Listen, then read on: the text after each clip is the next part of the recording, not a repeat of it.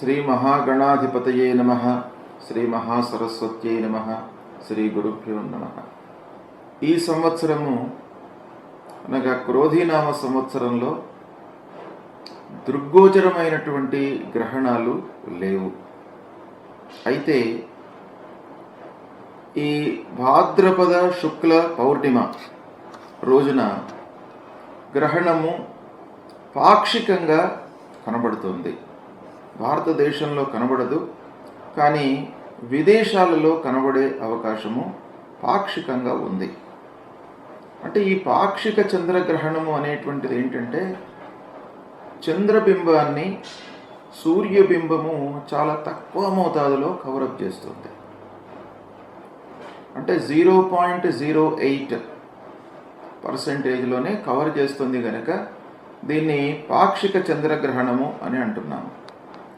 ఈ పాక్షిక చంద్రగ్రహణము మనకు దాదాపుగా అంటే భాద్రపద శుక్ల పౌర్ణిమ బుధవారం తేదీ 18/9/2024 రోజున ఇండియన్ స్టాండర్డ్ టైం ప్రకారంగా ఉదయం 7:42 నుండి 8:47 వరకు పాక్షిక చంద్రగ్రహణము సంభవిస్తుంది. ఇది భారతదేశంలో దృగ్గోచరం కాదు. ఎందుకంటే ఉదయం పూట మన కాలమానం ప్రకారంగా ఉదయం పూట గ్రహణం పడుతుంది చంద్రగ్రహణం గనక మనకు భారతదేశంలో కనబడదు. ఇక ఏ నక్షత్రంలో కనబడుతుంది? పూర్వభాద్ర నక్షత్రం 4వ పాదం మీనరాశిలో ఈ గ్రహణం పడుతుంది. ఈ గ్రహణము మనకు భారతదేశంలో కనబడట్లేదు గనక శాస్త్రవిహితమైనటువంటి విధానాలను ఆచరించవలసినటువంటి అవసరం లేదు. అయితే ఈ గ్రహణం ఎక్కడ కనబడుతుంది అనే విషయం మనము చూసినట్టయితే ఉత్తర అమెరికా, దక్షిణ అమెరికా, యూరప్ ఖండము, తర్వాత సముద్ర తీర ప్రాంతము.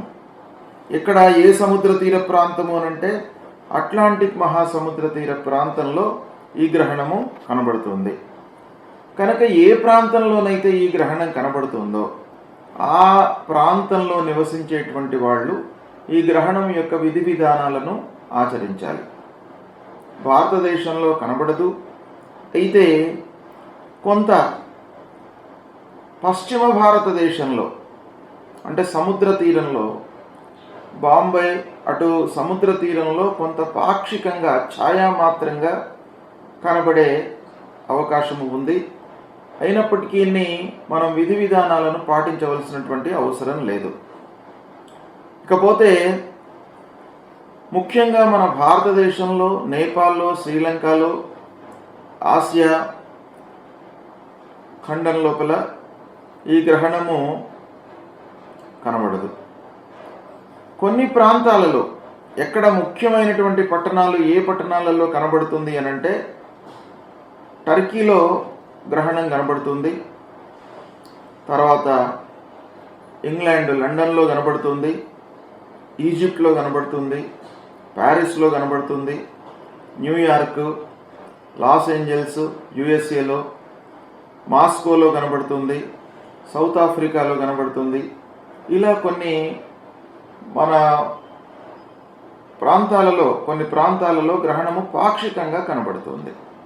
అయితే మనకు భారతదేశానికి సంబంధించినట్టు మట్టుకు ఈ గ్రహణము దృగ్గోచరం కాదు కనుక మనము ఎలాంటి విధి విధానాలు, మనకు శాస్త్రంలో చెప్పినటువంటి విధి విధానాలు ఆచరించవలసినటువంటి అవసరం లేదు. ఇక ఈ గ్రహణము భారత కాలమానం ప్రకారంగా పూర్వభాద్ర నక్షత్రం 4వ పాదంలో సంభవిస్తుంది. అంటే మీనరాశిలో సంభవిస్తుంది.